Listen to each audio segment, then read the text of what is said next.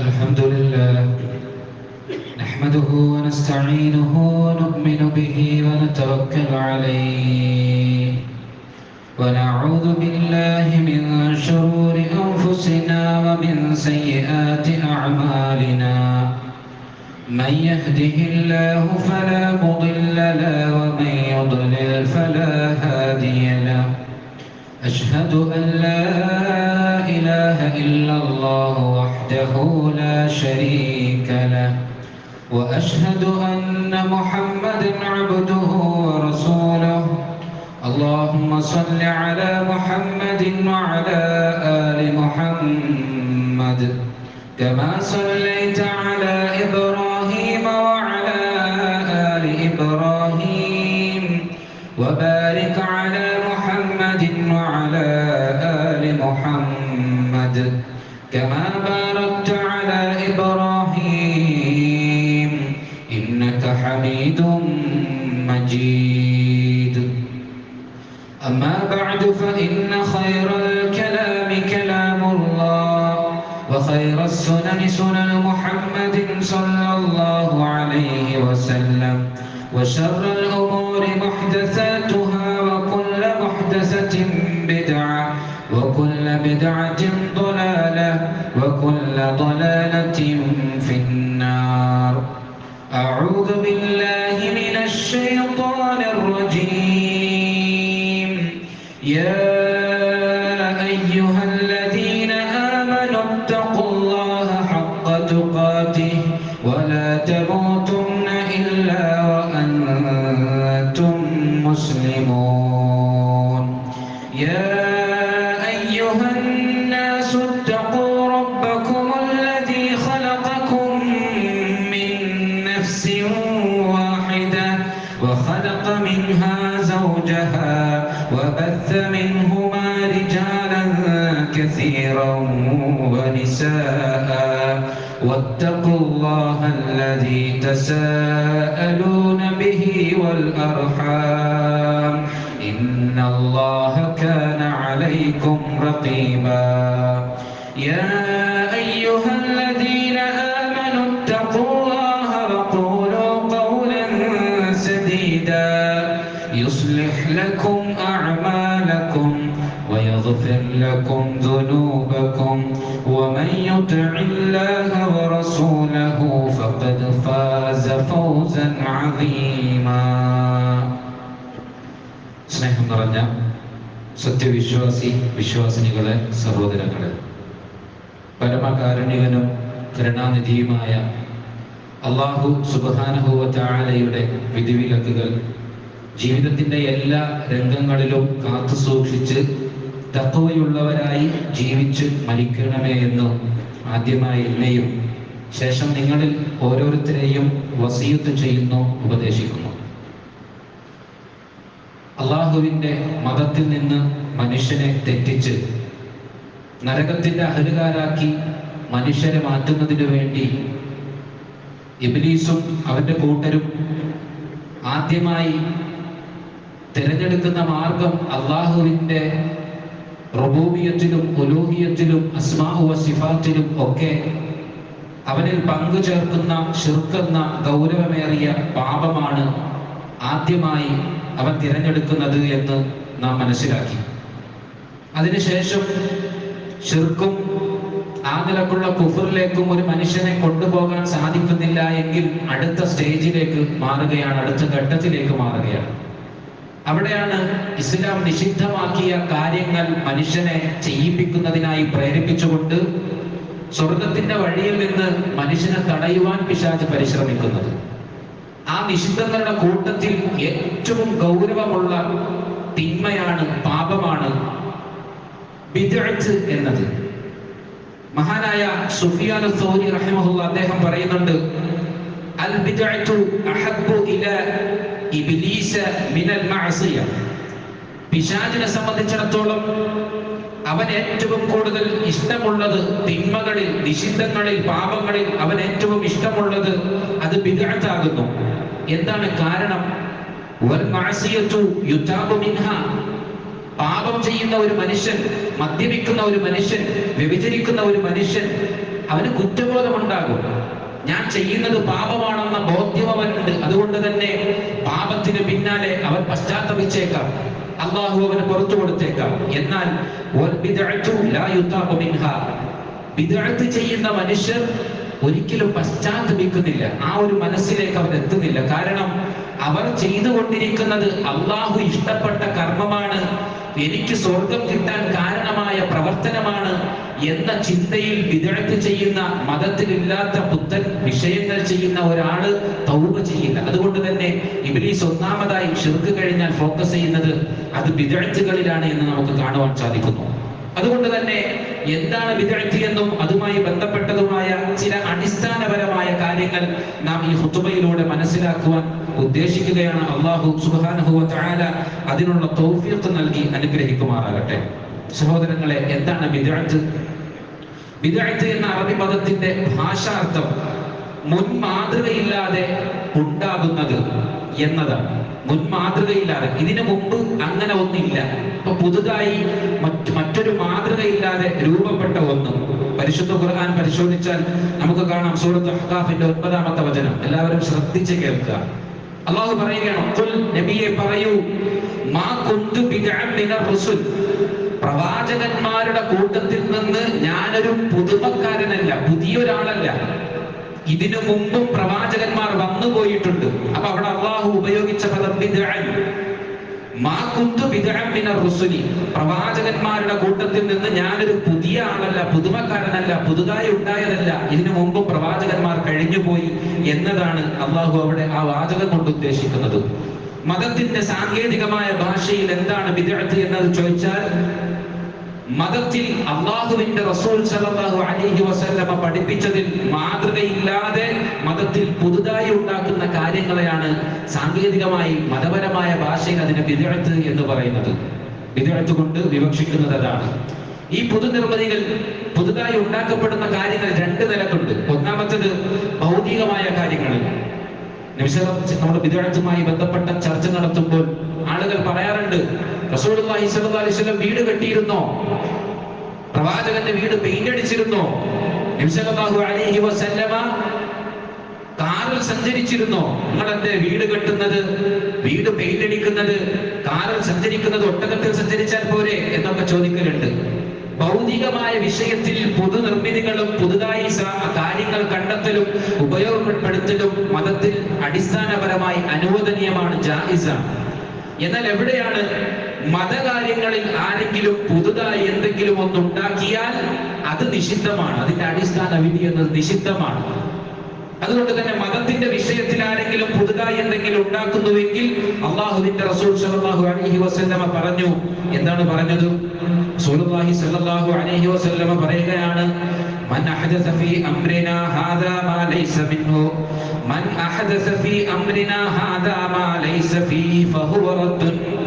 ആരെങ്കിലും നമ്മുടെ ഈ മതകാര്യത്തിൽ പുതുതായി എന്തെങ്കിലും ഉണ്ടാക്കിയാൽ ഫഹുവ റദ്ദുൻ, അതിനെ നിങ്ങൾ തള്ളിക്കളയണം. റദ്ദുൻ, ഒരു വിലയും നിലയും കൽപ്പിക്കേണ്ട, അതിനെ തള്ളിക്കളയണം. ഫഹുവ റദ്ദുൻ എന്നാണ് റസൂലുള്ളാഹി സ്വല്ലല്ലാഹു അലൈഹി വസല്ലമ പറഞ്ഞത്.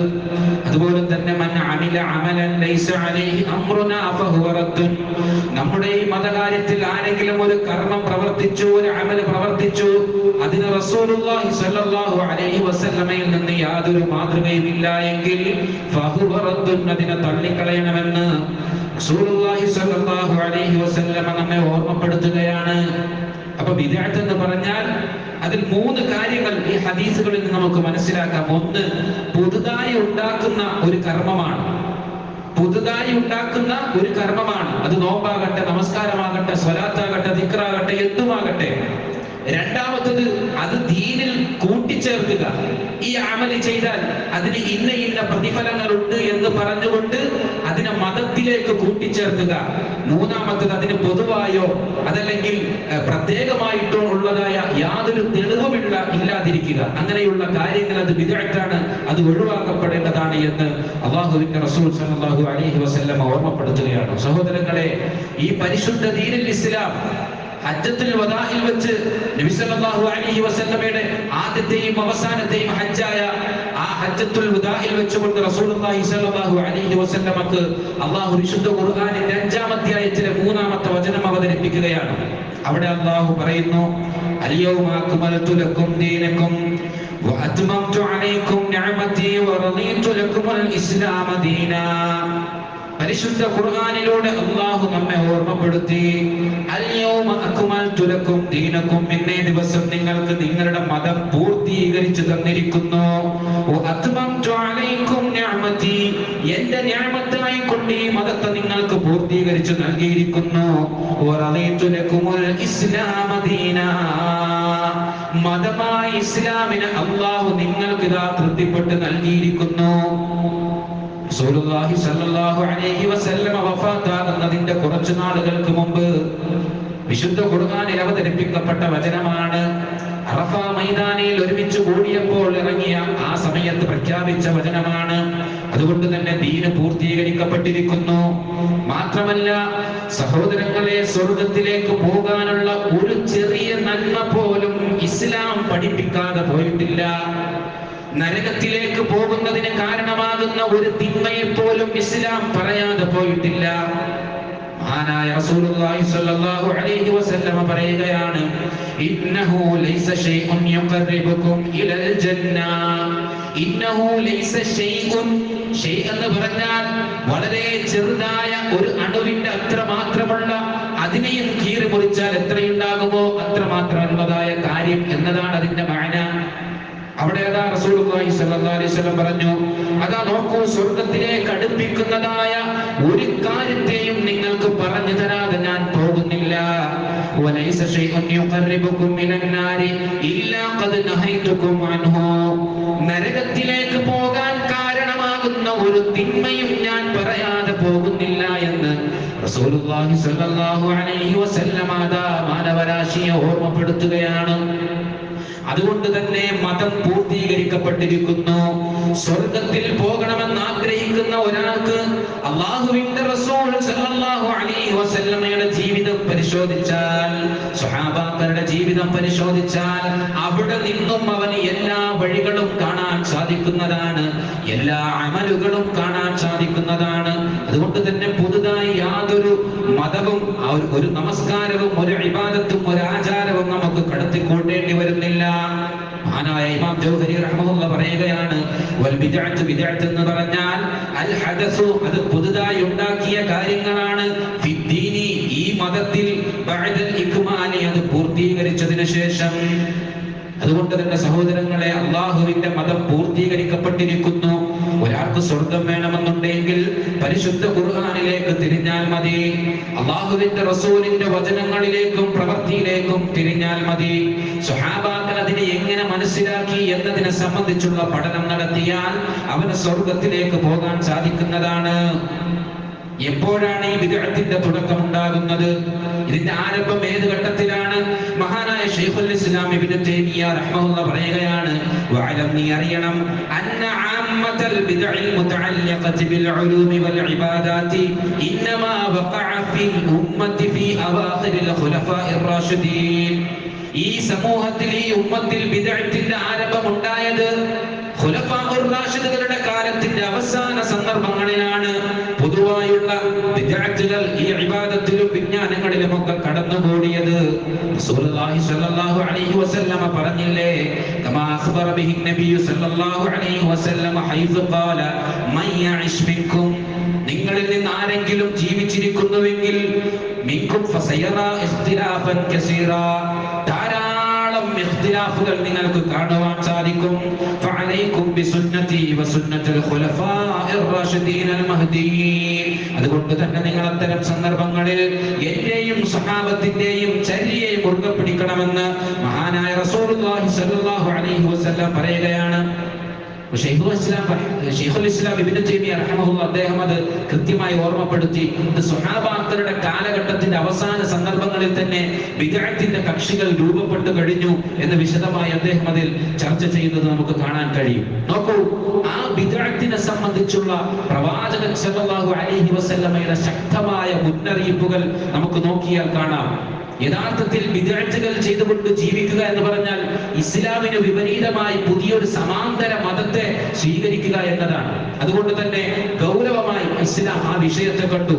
നബി സല്ലല്ലാഹു അലൈഹി വസല്ലം പറയുകയാണ്, വഇയ്യാകും വമുഹദസാത്തിൽ ഉമൂർ, പുതുതായി ഉണ്ടാകുന്ന കാര്യങ്ങൾ നിങ്ങൾ സൂക്ഷിക്കണേ.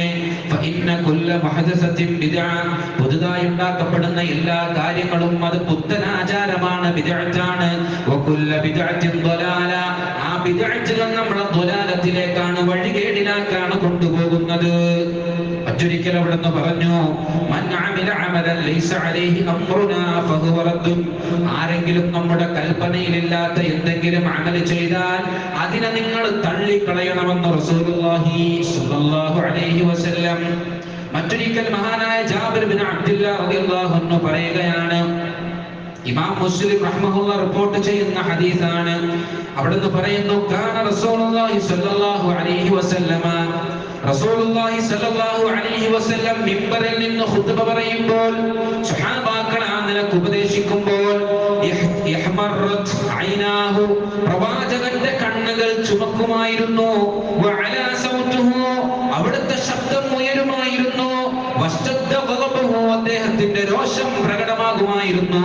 എത്രത്തോളം എന്ന് പറഞ്ഞാൽ, ഹത്താ കഅന്നഹു മിൻദിറു ജൈഷിൻ, ഒരു സൈന്യാധിപൻ ശത്രുക്കൾ വരാനിരിക്കുന്നതിന് മുന്നറിയിപ്പ് നൽകുന്നത് പോലെ ബിദ്അത്തിനെ കുറിച്ച് റസൂലുള്ളാഹി സ്വല്ലല്ലാഹു അലൈഹി വസല്ലം മുന്നറിയിപ്പ് നൽകി. എന്നിട്ട് അവസാനം അവിടുന്ന് പറയുകയാണ്, അമ്മാ ബഅദു ഫഇന്ന ഖൈറൽ ഹദീസ് കിതാബുല്ലാഹ്, ഏറ്റവും നല്ല സംസാരം, ഏറ്റവും നല്ല വൃത്താന്തം അത് പരിശുദ്ധ ഖുർആനാണ്, അല്ലാഹുവിന്റെ കലാമാണ്. വഖൈറുൽ ഹദീ ഹുദാ മുഹമ്മദിൻ സ്വല്ലല്ലാഹു അലൈഹി വസല്ലം, ഏറ്റവും നല്ല മാർഗ്ഗം അത് റസൂലുള്ളാഹി സ്വല്ലല്ലാഹു അലൈഹി വസല്ലമയുടെ മാർഗ്ഗമാണ്. വശറുൽ ഉമൂരി മുഹ്ദസാതുഹാ, കാര്യങ്ങളിൽ ഏറ്റവും മോശം പുതുതായി ഉണ്ടാക്കുന്ന കർമ്മങ്ങളാണ് മതത്തിൽ. വകുല്ലു ബിദ്അത്തിൻ ളലാല, ആ നിലക്ക് എല്ലാ ബിദ്അത്തുകളും വഴികേടാകുന്നു. നോക്കൂ, മഹാനായ ഇബ്നു മസ്ഊദ് റളിയല്ലാഹു അൻഹു പറയുകയാണ്, ഇത്തബിഉ ആസാറനാ, നിങ്ങൾ ഞങ്ങളുടെ കാൽപാദങ്ങൾ പിൻപറ്റണേ. വലാ തബ്തദിഉ, നിങ്ങൾ പുത്തനാചാരങ്ങൾ ഉണ്ടാക്കല്ലേ. ഫഖദ് കുഫീതും, നിങ്ങൾക്ക് ഞങ്ങളുടെ പാത തന്നെ മതിയായതാണ്. മഹാനായ ഇമാം ഔസാഇ റഹ്മഹുല്ലാ പറയുകയാണ്, ഇസ്ബിർ, നീ ക്ഷമിക്കണം. ഇസ്ബിർ നഫ്സക അല സുന്ന, സുന്നത്തിൽ നിന്റെ നഫ്സിനെ പിടിച്ചു നിർത്തിക്കൊണ്ട് നീ ക്ഷമിക്കണം. വഖിഫ് ഹൈസു വഖഫൽ ഖൗമു, മുൻഗാമികളായ സലഫുകൾ സുഹാബാക്കൾ എവിടെ നിന്നോ അവിടെ നീ നിൽക്കണം. വഖുൽ ബിമാ ഖാലു, അവരെന്താണോ മതമായി പറഞ്ഞത് അത് മാത്രമേ നീ മതമായി പറയാൻ പാടുള്ളൂ. അതുപോലെ തന്നെ നോക്കൂ, അല്ലാഹുവിന്റെ റസൂൽ പഠിപ്പിച്ച മാർഗ്ഗത്തിൽ നിന്ന് തെറ്റാതിരിക്കുകയും ചെയ്യുക. ഇമാം മാലിക് റഹ്മഹുല്ലാ പറയുകയാണ്, മൻ അഹദത ഫീ ഹാദിഹിൽ ഉമ്മത്തി ശൈഅൻ ലം യകുൻ അലൈഹി സലഫുഹാ, ആരെങ്കിലും ഈ ഉമ്മത്തിൽ എന്തെങ്കിലും പുതുതായ ഒരു കാര്യം മതത്തിന്റെ പേരിൽ ഉണ്ടാക്കിയാൽ, സലഫുകളിൽ നിന്ന് മാതൃകയില്ലാത്തതൊന്നും ഉണ്ടാക്കിയാൽ, അവൻ ആരെപ്പോലെയാണെന്നറിയുമോ? ഫഖദ് സഅമ, അല്ലാഹുവിന്റെ റസൂൽ സല്ലല്ലാഹു അലൈഹി വസല്ലം, ഫഖദ് സഅമ അന്ന റസൂലുള്ളാഹി സല്ലല്ലാഹു അലൈഹി വസല്ലം ഖാന റിസാല, നഊദു ബില്ലാഹ്. പുതുതായ ഒരു മതത്തിൽ ബിദ്അത്ത് ഉണ്ടാക്കിയത് ചെയ്യുന്നവൻ ആരെപ്പോലെയാണ്? അവൻ വാദിക്കുന്നവനാണ്. എന്ത് വാദിക്കുന്നവനാണ്?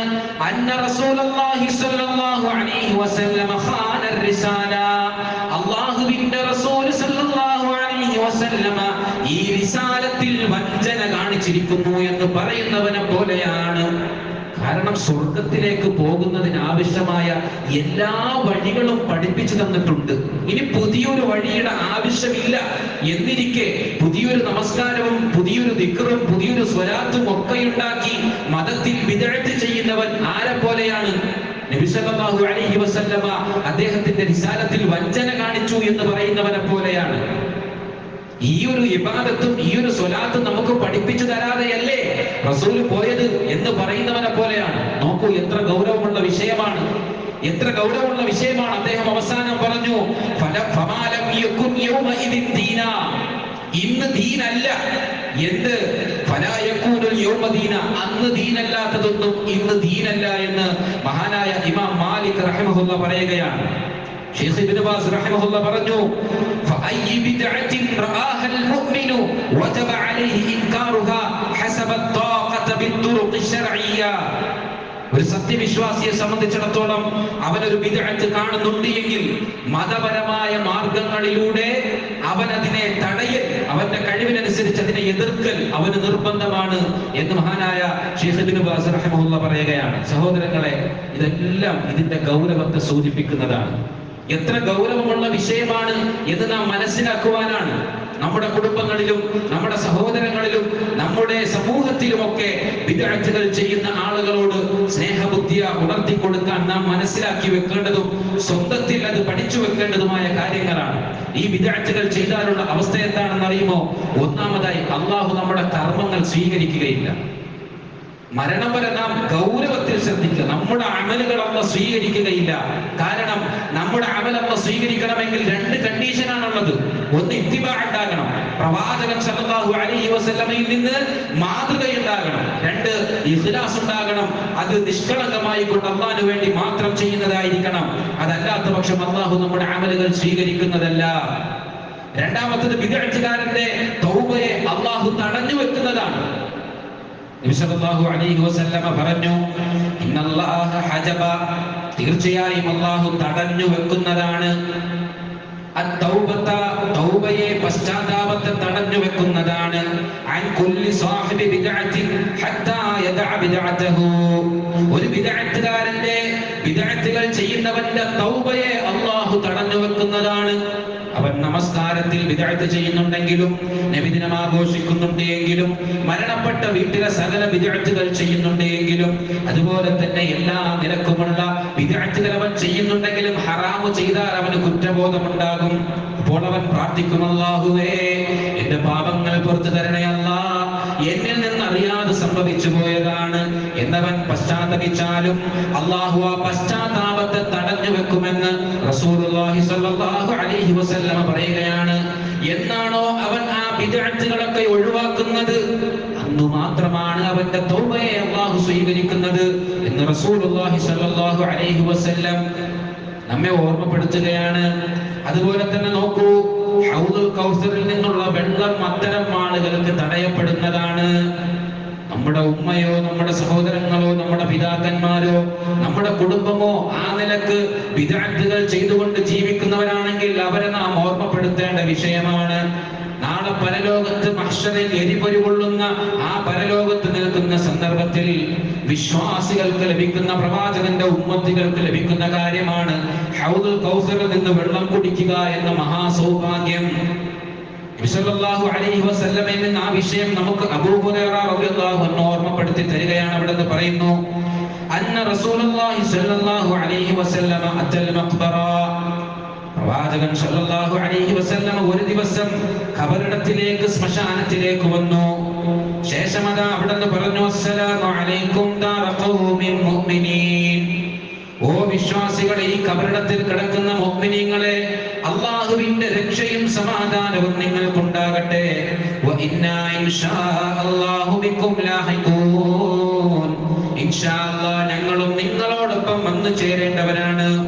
ഇത് പറഞ്ഞതിന് ശേഷം നബി സല്ലല്ലാഹു അലൈഹി വസല്ലമ പറയുന്നു, വദിത്തു അന്നാ ഖദ് റഅയ്നാ ഇഖ്വാനനാ, റസൂലുള്ളാഹി സ്വല്ലല്ലാഹു അലൈഹി വസല്ലം പറഞ്ഞു, എനിക്ക് എന്റെ സഹോദരങ്ങളെ കാണുവാൻ കൊതിയാകുന്നു. സ്വഹാബാക്കളോട് ചോദിക്കുകയാണ്, അല്ലാഹുവിന്റെ റസൂലേ, അവിടുന്ന് ചോദിക്കുകയാണ്, അവലസ്നാ ഇഖ്വാനക, അല്ലാഹുവിന്റെ റസൂലേ, ഞങ്ങൾ അങ്ങയുടെ സഹോദരങ്ങളല്ലേ എന്ന് ചോദിക്കുമ്പോൾ പ്രവാചകൻ മറുപടി പറഞ്ഞു, ഖാല അൻതും അസ്ഹാബി, നിങ്ങൾ എന്റെ സ്വഹാബാക്കളാണ്, നിങ്ങൾ എന്റെ അനുചരന്മാരാണ്. എന്നാൽ വ ഇഖ്വാനുനാ അല്ലദീന ലം യഅതു ബഅദ്, സഹോദരങ്ങളെന്ന് പറഞ്ഞാൽ എനിക്ക് ശേഷം വരാനിരിക്കുന്ന ദീനിലെ സഹോദരങ്ങളാണ്, വിശ്വാസികളാണ്. എന്നിട്ട് നബി സല്ലല്ലാഹു അലൈഹി വസല്ലമ പ്രവാചകനോട് സ്വഹാബാക്കൾ ചോദിക്കുകയാണ്, കൈഫ തഅരിഫു മൻ ലം യഅതി ബഅദു മിൻ ഉമ്മതിക, ഈ ഉമ്മത്തിൽ ഇതുവരെ വന്നിട്ടില്ലാത്ത താങ്കളുടെ സഹോദരങ്ങളെ എങ്ങനെയാണ് പ്രവാചകരെ അങ്ങ് മനസ്സിലാക്കുക? നാളെ പരലോകത്ത് ഹൗദുൽ കൗസറിന്റെ അരികിൽ നിൽക്കുമ്പോൾ പ്രവാചകന് തന്റെ സഹോദരങ്ങളെ കാണാൻ കഴിയും. ആ സമയത്ത് എങ്ങനെയാണ് പ്രവാചകരെ ഉമ്മത്തിന് മനസ്സിലാക്കുക? നബി സല്ലല്ലാഹു അലൈഹി വസല്ലം പറയുകയാണ്, അറഅയ്ത ലൗ അന്ന റജുലൻ, ഒരാളെ കുറിച്ചുള്ള നിങ്ങളുടെ അഭിപ്രായം എന്താണ്? ലഹു ഖൈലുൻ, അയാൾക്കൊരു കുതിരയുണ്ട്, ഗുർറുൻ മുഹജ്ജലത്തുൻ ബൈന ദുഹ്റൈ ഖൈലിൻ ദുഹ്മിൻ ബുഹ്മിൻ അലാ യഅരിഫു ഖൈലഹു, ഒരാൾക്ക് മുഖത്തും കാലിലുമൊക്കെ വെള്ള നിറമുള്ള ഒരു കുതിരയുണ്ട്. ഇത് കറുത്ത കുതിരകൾക്കിടയിൽ നിന്നാൽ നിങ്ങൾക്ക് അതിനെ മനസ്സിലാക്കുവാൻ സാധിക്കില്ലേ എന്ന് ചോദിക്കുമ്പോ സ്വഹാബാക്കൾ പറഞ്ഞു, ബലാ യാ റസൂലുള്ളാഹ്, അതെ ഞങ്ങൾക്ക് മനസ്സിലാക്കുവാൻ സാധിക്കും. അതുപോലെ ഞാൻ എന്റെ ഉമ്മത്തിനെ നാളെ മുഴുവൻ പ്രവാചകന്മാരും അവരുടെ അനുയായികളും നിൽക്കുന്ന നേരത്ത് എന്റെ ഉമ്മത്തി എനിക്ക് മനസ്സിലാക്കുവാൻ സാധിക്കും. കാരണം അവരുടെ കയ്യിലും മുഖത്തുമൊക്കെ വുളൂ ചെയ്തിട്ട് ആ മുഖവും കയ്യുമൊക്കെ പ്രകാശിച്ച അവസ്ഥയിലായിരിക്കും അവർ എന്റെ അടുക്കൽ വരിക. അങ്ങനെ സഹോദരങ്ങളെ, റസൂലുള്ളാഹി സ്വല്ലല്ലാഹു അലൈഹി വസല്ലം പറയുകയാണ്, ഞാൻ അവരെയും കാത്ത് ഹൗദിന്റെ അരികിലുണ്ടാകും. ഈ പള്ളിയിൽ ഇരിക്കുന്ന ഓരോ ആളുകളെയും കാണാൻ ആഗ്രഹം പ്രകടിപ്പിച്ചു. നമ്മളെ ഓരോരുത്തരെയും റസൂലുള്ളാഹി സ്വല്ലല്ലാഹു അലൈഹി വസല്ലം കാണാൻ ആഗ്രഹിച്ചു.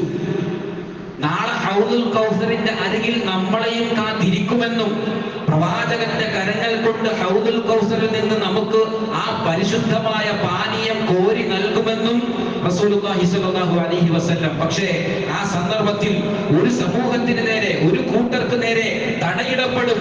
അവരവിടെ നിന്ന് ആട്ടി ഓടിക്കപ്പെടും.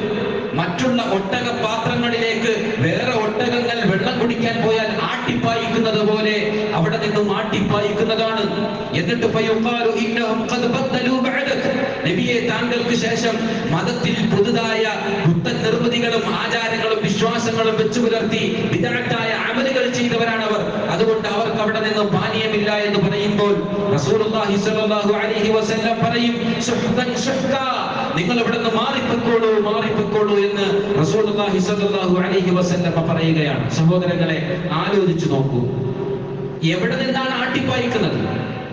ഒരു വില്ലേജ് ഓഫീസിലേക്ക് നാം ഒരു കാര്യത്തിന് വേണ്ടി കയറി ചെന്നാൽ നമ്മൾ അറിയുന്ന ഒരാൾ, അയാൾ നമ്മളെ ഹെൽപ്പ് ചെയ്യുമെന്ന വിശ്വാസത്തിൽ അവിടെ കയറി ചെല്ലുമ്പോ നമ്മുടെ ആളുകൾക്കിടയിൽ വെച്ച് മോശമാക്കിക്കൊണ്ട് ആട്ടിയ വ്യക്തികൾ അങ്ങോട്ട് മാറി നിൽക്ക്, മൂപ്പനവിടെ ഉണ്ട് എന്നുള്ള വിശ്വാസത്തിലും സന്തോഷത്തിലുമാണ് അവിടേക്ക് കയറി ചെന്നത്. എന്റെ കാര്യത്തിൽ ഇടപെട്ട് എന്തെങ്കിലും വേഗത്തിൽ ചെയ്തു തരും. പക്ഷെ നമ്മൾ അവിടെ നാട്ടിപ്പായിച്ചാൽ, നിങ്ങൾ പോയി ക്യൂവിൽ നിൽക്കൂ, പുറകിൽ നിൽക്കൂ എന്ന് നാട്ടിപ്പായിച്ചാൽ എന്തായിരിക്കും നമ്മുടെ മനസ്സിന്റെ ഒരു വേദന?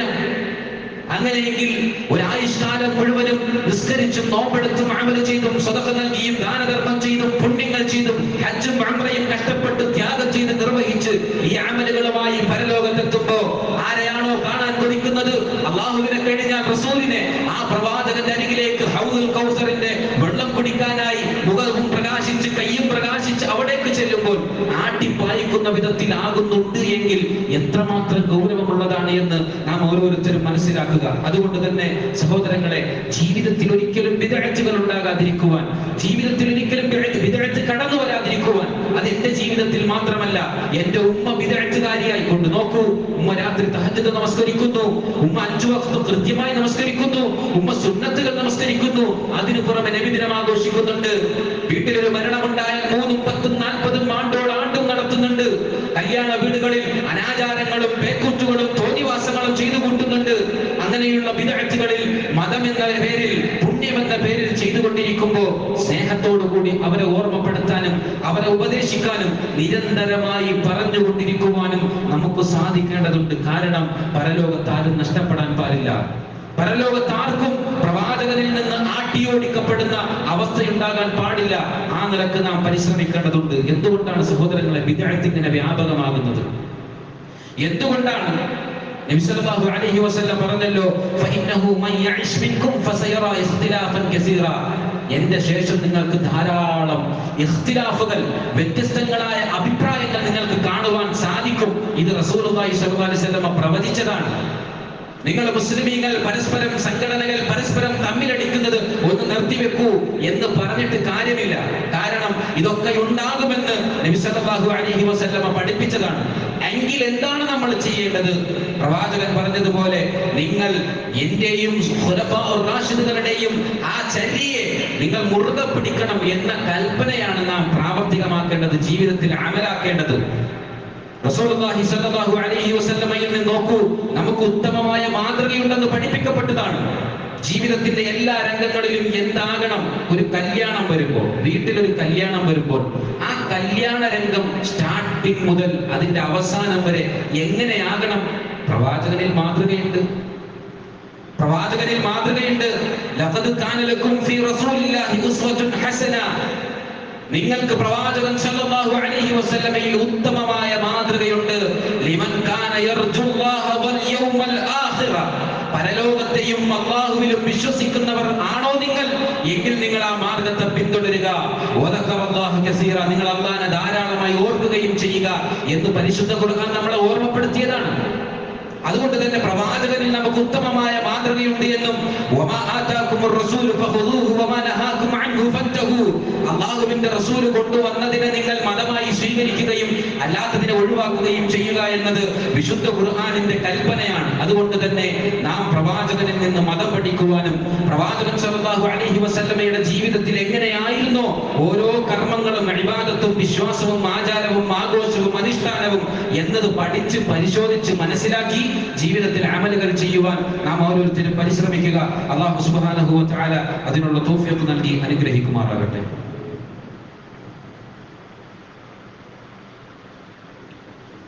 അൽഹംദുലില്ലാഹ് വസ്സലാത്തു വസ്സലാമു അലാ റസൂലില്ലാഹ് വഅലാ ആലിഹി വസഹ്ബിഹി വസല്ലം. ഒരിക്കൽ കൂടി അല്ലാഹുവിനെ സൂക്ഷിച്ച് ജീവിക്കണമെന്ന് ഓർമ്മപ്പെടുത്തുന്നു, വസിയത്ത് ചെയ്യുന്നു. സഹോദരങ്ങളെ, എങ്ങനെയാണ് അത്തരം പുത്തനാചാരങ്ങളിൽ നിന്നൊരു മനുഷ്യനെ രക്ഷപ്പെടാൻ സാധിക്കുക? നബി സല്ലല്ലാഹു അലൈഹി വസല്ലമയിൽ നിന്ന് മഹാനായ ഇബ്നു മസ്ഊദ് റളിയല്ലാഹു അൻഹു പറയുന്ന ഒരു സംഭവമുണ്ട്. ഒരിക്കൽ റസൂലുള്ളാഹി സ്വല്ലല്ലാഹു അലൈഹി വസല്ലമയുടെ കൂടെ ഞങ്ങൾ മരുഭൂമിയിൽ ആ മണ്ണിൽ അവിടെ നമ്മൾ നിൽക്കുമ്പോൾ റസൂലുള്ളാഹി സ്വല്ലല്ലാഹു അലൈഹി വസല്ലമ ഖത്തൻ, പ്രവാചകൻ ഇങ്ങനെ നേരെ ഒരു വര വരച്ചു. എന്നിട്ട് പറഞ്ഞു, ഹാദാ സബീലുല്ലാഹ്, ഇതാകുന്നു ശരിയായ മാർഗം, അല്ലാഹുവിലേക്കുള്ള അല്ലാഹുവിന്റെ മാർഗം ഇതാകുന്നു. അതിനുശേഷം ഈ നേരായ പാതയിൽ നിന്ന് വലത്തേക്കും ഇടത്തേക്കും ഒക്കെ പല വരകളും വരച്ചു. എന്നിട്ട് പറഞ്ഞു, ഹാദാ സുബുൽ ഹാദിഹി സുബുലുൻ, ഇത് മറ്റു വഴികളാണ്. അലാ കുല്ലി സബീലിൻ മിൻഹാ ശൈത്താനുൻ യദ്ഉ ഇലൈഹി, ഈ ഓരോ പിഴച്ച വഴികളിലും, ശരിയിൽ നിന്ന് പിഴച്ചു പോയ മാർഗങ്ങളിലും ഓരോ വഴികളിലും ഇബ്ലീസുണ്ട്, ശൈത്താന്മാരുണ്ട്. അവർ നിങ്ങൾ ആ പിഴച്ച മാർഗത്തിലേക്ക് ക്ഷണിക്കുക തന്നെ ചെയ്യും എന്ന് പറഞ്ഞിട്ട് നബി സല്ലല്ലാഹു അലൈഹി വസല്ലമ പരിശുദ്ധ ഖുർആനിലെ 6-ാം അധ്യായം 153-ാമത്തെ വചനം ഓതി, വഅന്ന ഹാദാ സിറാത്തി മുസ്തഖീമൻ ഫത്തബിഊ.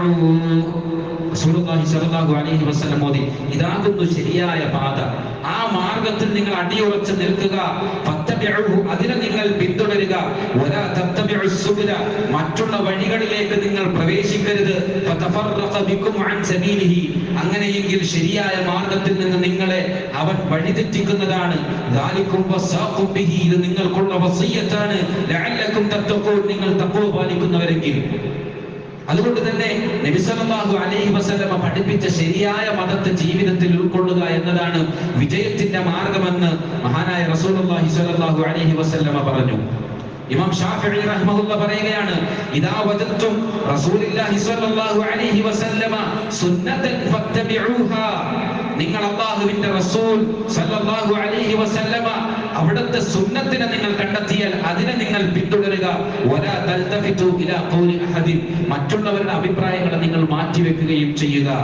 ശൈഖ് അൽബാനി റഹിമഹുല്ലാഹ് അദ്ദേഹം പറയുകയാണ്, അക്സറുൻ നാസിൽ യൗമ ലാ യഅ്ബുദൂനല്ലാഹ ബിത്തിബാഇ സുന്നത്തി റസൂലില്ലാഹി സ്വല്ലല്ലാഹു അലൈഹി വസല്ലം, ജനങ്ങളിലെ മഹാഭൂരിപക്ഷവും ഇന്ന് പ്രവാചകന്റെ ചര്യ പിൻപറ്റിക്കൊണ്ടല്ല ഇബാദത്ത് ചെയ്യുന്നത്. ഇതെന്തുകൊണ്ട് ഗൗരവത്തിൽ ശ്രദ്ധിക്കണമെന്ന് ചോദിച്ചാൽ, മഹാഭൂരിപക്ഷം വരുന്ന ജനങ്ങളും അള്ളാഹുവിനെ ആരാധിക്കുന്നത് നബി സല്ലല്ലാഹു അലൈഹി വസല്ലമയുടെ ചര്യയെ പിന്തുടർന്നുകൊണ്ടല്ല, മറിച്ച് ഇന്നമാ യഅ്ബുദൂനല്ലാഹ ബിഅഹ്വാഇഹിം, അവർ അവരുടെ ഹവയെ പിൻപറ്റിക്കൊണ്ടാണ് അവരുടെ അമലുകൾ അവർ ചെയ്തുകൊണ്ടിരിക്കുന്നത്. അവരുടെ മനസ്സിന് തോന്നിയ, അവർക്ക് തോന്നിയ രൂപത്തിലുള്ള അമലുകൾ ചെയ്തുകൊണ്ടാണ് അവർ അവരുടെ അമലുകളെ ജീവിതത്തിൽ അമലാക്കിക്കൊണ്ടിരിക്കുന്നത് എന്ന് നമുക്ക് കാണാൻ സാധിക്കുന്നു. അതുകൊണ്ട് തന്നെ സഹോദരങ്ങളെ, അള്ളാഹുവിന്റെ മാർഗത്തിലുള്ള ശരിയായ ജീവിതം നയിക്കണമെങ്കിൽ പ്രവാചകൻ സല്ലല്ലാഹു അലൈഹി വസല്ലമ പഠിപ്പിച്ചതാണോ എന്ന ചോദ്യം ഉണ്ടാകണം. അള്ളാഹു പഠിപ്പിച്ചതാണോ എന്ന ചോദ്യം ഉണ്ടാകണം. സലഫുകൾ, അഹ്ലുസുന്നയുടെ ഉലമാക്കൾ, സ്വഹാബാക്കൾ അതിനെ എങ്ങനെയാണ് നമുക്ക് മനസ്സിലാക്കി തന്നത്, പഠിപ്പിച്ചു തന്നത് എന്നതിനെ സംബന്ധിച്ച് ചോദിക്കണം. ഈ 3 ചോദ്യങ്ങൾ നമുക്കുണ്ടാകണം. നോക്ക്, ഒരു ജീവിതത്തിൽ ഒരു അമല് ചെയ്യുമ്പോൾ ഒന്ന് അള്ളാഹു പഠിപ്പിച്ചതാണോ, 2 റസൂല് പഠിപ്പിച്ചതാണോ, 3 ഇവ രണ്ടും സ്വഹാബാക്കൾ മനസ്സിലാക്കിയത് എങ്ങനെയാണ്, അഹ്ലുസുന്നയുടെ ഉലമാക്കൾ വിശദീകരിച്ച് നൽകിയത് എങ്ങനെയാണ് എന്ന 3 ചോദ്യം ജീവിതത്തിലുണ്ട് എങ്കിൽ നമുക്ക് വഴിതെറ്റാതെ സഞ്ചരിക്കാം. അതല്ലാത്ത പക്ഷം തീർച്ചയായും നാം വഴിതെറ്റി സഞ്ചരിക്കുന്ന അവസ്ഥയിലേക്ക് എത്തിപ്പെടും. അല്ലാഹു സുബ്ഹാനഹു വ തആല അത്തരം അപകടങ്ങളിൽ നിന്ന് നമ്മയെല്ലാം കാത്തുരക്ഷിക്കുമാറാകട്ടെ. ഇത് ദീനാണ്, മതമാണ്, പരലോകത്തെ രക്ഷപ്പെടാനുള്ള പാതയെ സംബന്ധിച്ചുള്ള ചിന്തയും ആലോചനയുമാണ്. അതിന്റെ ഗൗരവത്തിൽ കാണുവാൻ നാം ഓരോരുത്തരും തയ്യാറാവുക. അല്ലാഹു സുബ്ഹാനഹു വ തആല അതിനുള്ള തൗഫീഖ് നൽകി അനുഗ്രഹിക്കുമാറാകട്ടെ. സഹോദരങ്ങളെ, പള്ളിക്ക് വേണ്ടിയുള്ള കളക്ഷൻ നാം കൃത്യമായി നിർവഹിച്ചു കൊണ്ടിരിക്കുക. അള്ളാഹുവിന്റെ ദീന് പറയുവാൻ, അള്ളാഹുവിന്റെ തൗഹീദ് പറയുവാൻ, പ്രവാചകന്റെ ചര്യകൾ പഠിപ്പിക്കുവാൻ, ഹറാമുകളും ഹലാലുകളും പഠിപ്പിച്ചു കൊടുക്കുവാൻ നിലനിൽക്കേണ്ട ഭവനങ്ങളാണ് അള്ളാഹുവിന്റെ മസ്ജിദുകൾ. അതിന്റെ ഗൗരവം മനസ്സിലാക്കി പള്ളിക്ക് വേണ്ടി കളക്ഷൻ നൽകുക. 2 കളക്ഷൻ എന്നുണ്ട്. 1 ഈ മസ്ജിദിന് വേണ്ടിയുള്ളതാണ്, 2 ബന്ദിയോട് സലഫി മസ്ജിദ്. ആ പള്ളിക്ക് വേണ്ടിയും നിങ്ങൾ സമ്പത്ത് ദാനം ചെയ്യുക. പലനിരക്കുള്ള ബാധ്യതകളുണ്ടെന്ന് പറയുന്നു, ഇനിയും പണി തീരാനുണ്ടെന്ന് അറിയിക്കുന്നു. അതുകൊണ്ട് തന്നെ കഴിവിന്റെ പരമാവധി നിങ്ങൾ അള്ളാഹുവിന്റെ മാർഗത്തിൽ സമ്പത്ത് ചെലവഴിക്കുക. 2 പള്ളികൾക്ക് വേണ്ടി ദാനം ചെയ്യുക. അള്ളാഹു നമ്മിൽ നിന്നെല്ലാം സ്വീകരിക്കുമാറാകട്ടെ. സഹോദരങ്ങളെ, ഏത് സമയവും നാം മരണപ്പെട്ടു പോകും. അതിനു മുമ്പ് നല്ലൊരു ജീവിതം നയിച്ച് മരണത്തിനു വേണ്ടി കഫത്തുണിയും വാങ്ങി ഒരുങ്ങി കാത്തിരിക്കുക എന്ന് ഞാൻ പ്രത്യേകം ഓർമ്മപ്പെടുത്തുകയാണ് എന്നെയും നിങ്ങളെയും. കഴിഞ്ഞ ആഴ്ച ഇവിടെ നിന്നും ഫർസി എന്ന് പറയുന്ന 27 വയസ്സുള്ള ചെറുപ്പക്കാരൻ മരണപ്പെട്ടു പോയി. അള്ളാഹു അദ്ദേഹത്തിന് പുറത്തു കൊടുക്കട്ടെ, അദ്ദേഹത്തിന്റെ ഖബറിടം വിശാലമാക്കി കൊടുക്കട്ടെ, അദ്ദേഹത്തിന് നാളെ സ്വർഗത്തിൽ ഉന്നതമായ പദവികൾ നൽകി അനുഗ്രഹിക്കുമാറാകട്ടെ, കുടുംബത്തിന് സമാധാനം നൽകി അനുഗ്രഹിക്കുമാറാകട്ടെ. നമ്മുടെയും മരണവാർത്ത പറഞ്ഞ് നമുക്ക് വേണ്ടിയും പ്രാർത്ഥിക്കുന്ന ഒരു ദിവസം നമ്മളിലേക്ക് വരാനിരിക്കുന്നു. ഒരുപക്ഷെ ഇന്ന്, അല്ലെങ്കിൽ നാളെ, അല്ലെങ്കിൽ തൊട്ടടുത്ത ദിവസങ്ങളിൽ ഏത് സമയവും നമ്മളിലേക്ക് വന്നെത്തും. ഒരുങ്ങി തയ്യാറാവുക. ദീന് പഠിക്കുക, മതം പഠിക്കുക. അതിനുവേണ്ടി ദിവസത്തിൽ ഒരു നിശ്ചിത സമയം ഒഴിഞ്ഞു വെക്കുക. സമ്പത്തിൽ നിന്ന് അള്ളാഹുവിന്റെ മാർഗത്തിൽ ചിലവഴിക്കാൻ ഒരു വിഹിതം നാം ഒഴിച്ചു വെക്കുക. കുടുംബത്തിന് വേണ്ടി സമയം ചിലവഴിക്കാൻ, അവരെ ദീന് പഠിപ്പിക്കാൻ, അവരെ പുണ്യം പഠിപ്പിക്കാൻ ഒരു സമയവും സമ്പത്തും നാം മാറ്റിവെക്കുക. ആ നിലക്ക് മരണത്തിന് വേണ്ടി ഒരുങ്ങി തയ്യാറാവുക. അല്ലാഹു സുബ്ഹാനഹു വ തആല അതിനുള്ള തൗഫീഖ് നൽകി അനുഗ്രഹിക്കുമാറാകട്ടെ. നമ്മിൽ നിന്ന് വന്നുപോയ ചെറുതും വലുതുമായ എല്ലാ പാപങ്ങളും അല്ലാഹു നമുക്ക് പുറത്തു മാപ്പാക്കി നൽകുമാറാകട്ടെ. നാളെ പരലോകത്ത് ഹൗദുൽ കൗസറിൽ നിന്ന് വെള്ളം കുടിക്കുവാൻ പ്രവാചകൻ നമ്മളെ സ്വീകരിക്കുകയും അങ്ങനെ വെള്ളം കോരി തന്ന് അത് വാങ്ങി കുടിക്കുന്ന മഹാഭാഗ്യവാന്മാരിൽ നമ്മെയും നമ്മുടെ കുടുംബത്തെയും അല്ലാഹു ഉൾപ്പെടുത്തി അനുഗ്രഹിക്കുമാറാകട്ടെ. അല്ലാഹുമ്മ ഗ്ഫിർ ലിൽ മുഅ്മിനീന വൽ മുഅ്മിനാത്ത് അൽ അഹ്യാഇ മിൻഹും വൽ അംവാത് വയാ ഖാദിയൽ ഹാജാത്ത് അല്ലാഹുമ്മ അർഹം മൗതാനാ വ മൗതൽ മുസ്ലിമീൻ അല്ലാഹുമ്മ അജ്ർനാ മിനൻ നാർ അല്ലാഹുമ്മ അജ്ർനാ മിനൻ നാർ അല്ലാഹുമ്മ അജ്ർനാ മിനൻ നാർ റബ്ബനാ ആതിനാ ഫിദ് ദുനിയ ഹസനതൻ വഫിൽ ആഖിറതി ഹസനതൻ വഖിനാ അദാബൻ النار اللهم اجعلنا هداة مهتدين غير ضالين ولا مضلين اللهم استر عوراتنا وآمن روعاتنا واكفنا ما أهمنا وقنا شر ما نتخوف عباد الله إن الله يأمر بالعدل والإحسان وإيتاء ذي القربى وينهى عن الفحشاء والمنكر والبغي يعظكم لعلكم تذكرون الله أكبر الله أكبر أشهد أن لا إله إلا الله